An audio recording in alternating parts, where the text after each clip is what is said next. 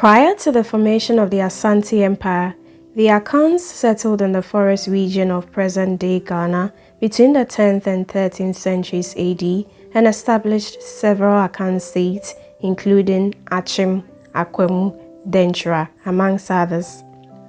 The Asante Empire was later founded by Osei Tutu with the help of Okomfo, his advisor, in the late 17th century when he was installed as the Asantehene, that is, the king of the Asante. The Asante are also part of the Akan ethnic group.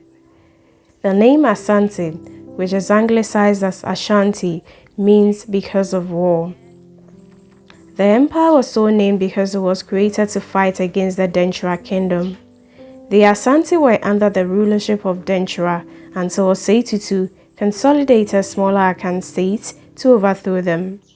Before this, Osei Tutu had been held hostage for some time by the Denchira. This was a regular practice by the Denchira, where as part of measures to ensure submission, they would hold the heirs to their subordinate kings as hostages. Despite being a hostage, Osei Tutu had freedom to move around and socialize with people. Nevertheless, he was not allowed to leave the Denchira kingdom. Osei Tutu learned a lot in the Denchira court and soon gained their trust, such that in the course of time, he was made a royal shield bearer. However, after impregnating the sister of the Denchira king and facing possible execution, he fled to Akwemu, another powerful Akan state. In Akwemu, Osei Tutu learned improved methods of political and military organization, which he leveraged to overthrow the Denchira once back home. Together with his advisor and fetish priest Okomfo, Osei Tutu built Kumasi and made it the capital city of the Asante Empire. The golden stool, also called Sikeja Kofi, which was conjured from the heavens by Okomfo, became the king's symbol of authority. It is also said to house the spirit of the Asante Empire. Soon after its inception, the Asante Empire grew very rich and powerful through military conquest and trade. The empire was very rich in gold, which was used as adornment by their royals and even ordinary citizens.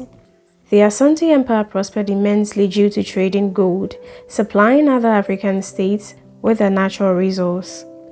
Over time, the empire became a major player in the gold trade on the continent and beyond. The Asante Empire also prospered due to trade in slaves.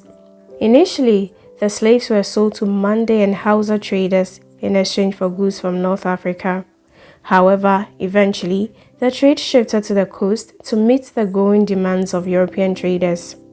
By the 18th century, the Asante Empire had become a major supplier of slaves to the British, Dutch, and French traders on the coast, selling between 6,000 and 7,000 slaves a year. Many of the slaves they sold to the Europeans were sent to the Caribbean.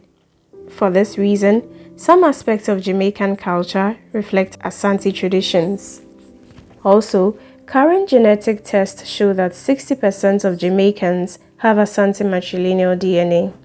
These slaves were exchanged for luxury items and firearms, which they used to undertake territorial expansion.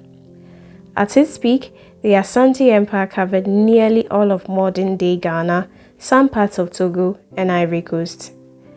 By 1750, the Asante Empire had become the largest and most powerful state in the region.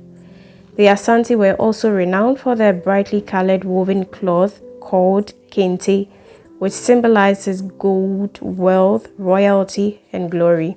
While the British and the Asante Empire were trading partners, their relationship wasn't exactly cordial, as the British tried severally to conquer the Asante Empire, resulting in the Anglo-Asante Wars. These attempts, however, proved unsuccessful. The Asante resisted and quelled British invasions, killing British Army General Sir Charles Macarthy in 1824 in the Battle of Nsamankow. It is said that they kept his skull as a drinking cup. After the British exiled the Asantehene, Prempeh I to Seychelles in 1896, the then British Governor of Gold Coast, Sir Frederick Hodgson, demanded to sit on the golden stool in the name of the Queen to signify their victory over the Asante. This led to a final battle in 1901 called War of the Golden Stool, as well as the Yasantua War. Led by the Queen Mother of Ejiso Yasantua, the Asante fought the British, laying siege to the British fort at Kumasi. Unfortunately, Yasantua and 15 others were captured and also sent to Seychelles. So, the British finally conquered the Asante Empire and declared it a part of the Gold Coast colony on 1st January 1902. Today, the Asante Empire is now a kingdom and exists as a sub-national traditional state in the Republic of Ghana, with Otumfuo Osei Tutu II as the current Asantehene, king of the Asante.